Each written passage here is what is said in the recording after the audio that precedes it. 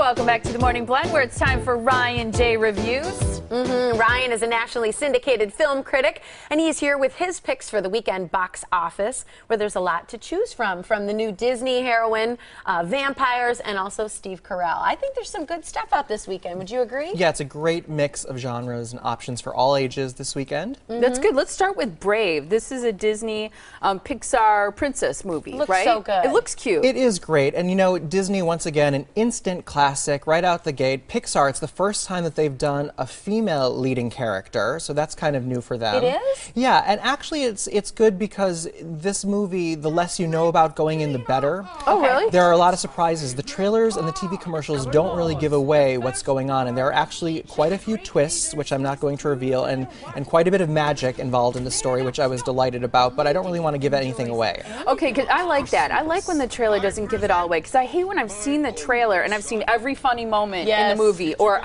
the whole plot, including the ending, has been revealed. You really don't know what the plot is of this film. You know, there's this Scottish princess, and she's an archer. You know, but beyond that, you don't really know too much about it, so it's exciting. Am I giving too much away? I don't think I am, but what I have heard is that this is really about women taking advantage and choosing their own fate. Yeah, that's a great way to put it, actually. I like that. Female. Yeah, you can stop right there. Exactly. That's the perfect thing to say. And the animation is outstanding. The hair in this movie is incredible. Like, I literally wanted to reach out and touch the screen several times because I've never seen animated hair. It looks so great. The 3D is outstanding. Great cast, and you don't need to take kids to this movie. Okay. You could go by yourself, or you could go with a group of adults, because I feel like the theme is universal. The tone, the moral, it'll touch everyone at any age. What age, though, if you're going to take kids, because I'd like to take them to it, I what's think appropriate? Almost any age, because it's Disney. You know, you could skew very young, and I think it will hold all attention spans. Okay. 3D you liked? Even, it's great. Is that why the hair a lot was so of depth. Great? It was very cool. The hair's so Here, you great. just muss your face into the hair. Yeah, 3D it comes whipping in your face. Okay, good. The next movie is Abraham Lincoln Vampire Hunter. Yeah, and here's the thing about this movie. I do my live radio movie review tour, which I did this morning before coming in here, and a lot of the stations were talking about how they're reading bad reviews about this. And you really can't listen to film critics when you're going in. You have to make your own decisions. But you're a film critic. Well, but I'm more like your BFF who just loves movies, right? It's true. You relate everything to a movie. You cannot have a conversation with Ryan J without it going back to some movie that he's seen at some point. Thank you. And I saw Abraham Lincoln. Thank you. Use that as a compliment. I don't know. I do. I relate to the world through movies. It's true.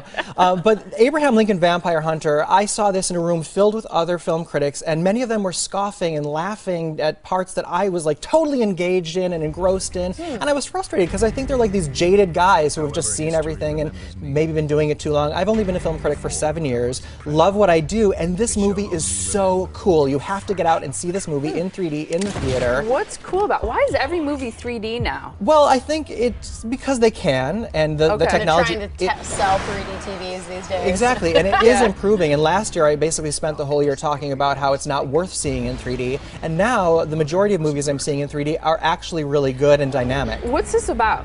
This is the perfect blend of history, Americana, and vampire story, fantasy. A weird combination. Really weird. And I My feel aunt would love this. She's obsessed with vampires. And at the peak of oversaturation with vampires, with Twilight and True Blood and Vampire Diaries, this movie comes out and manages still to be fresh and original. Is it appropriate for kids? No, it's rated R, and it's gory and so. I mean, it's a great vampire story. It's kind of scary in moments. And Benjamin Walker plays Abraham Lincoln.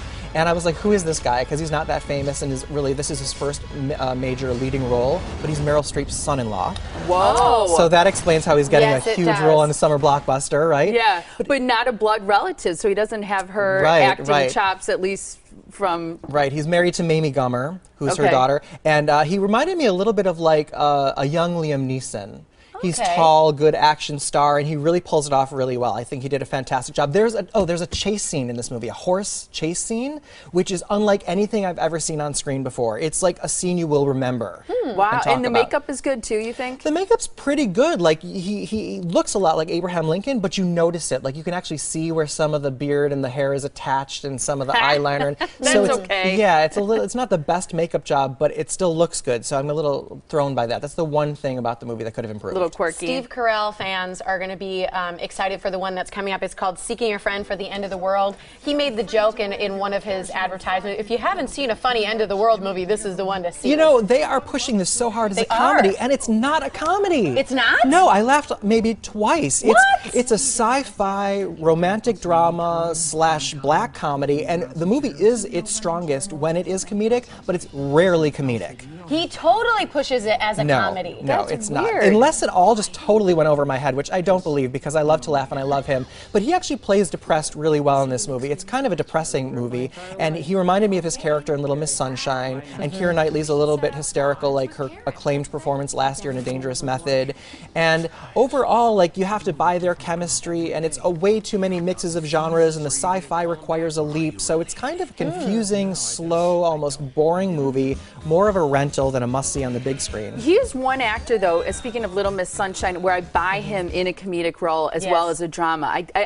There are not a lot of actors that are such great comedians, but also can play a good drama. He is really versatile. And I do appreciate that about him. I think he is great, and he does a good job in the role. It's just a little bit of an earnest movie. It does raise some interesting questions. If you feel like going to the movie with your friends and walking out talking about things like, hey, what would you do with your life if there were only 14 days left? You know, then this is the movie for you. But I don't know, when they've got 3D options like Abe Lincoln or Brave, where it really is worth seeing in surround sound, in the big dark theater, when you could rent Seeking a Friend, I feel like your choice is cut out for you. That's a good point, because I would have picked Steve Carell over Abe Lincoln, and now I know better. No, it's so cool. It's such a cool movie. We're smart to listen to you. And you can find Ryan's full reviews of all the movies currently in theaters at his website. It's ryanjreviews.com. Love it. Good to see you. Thank you.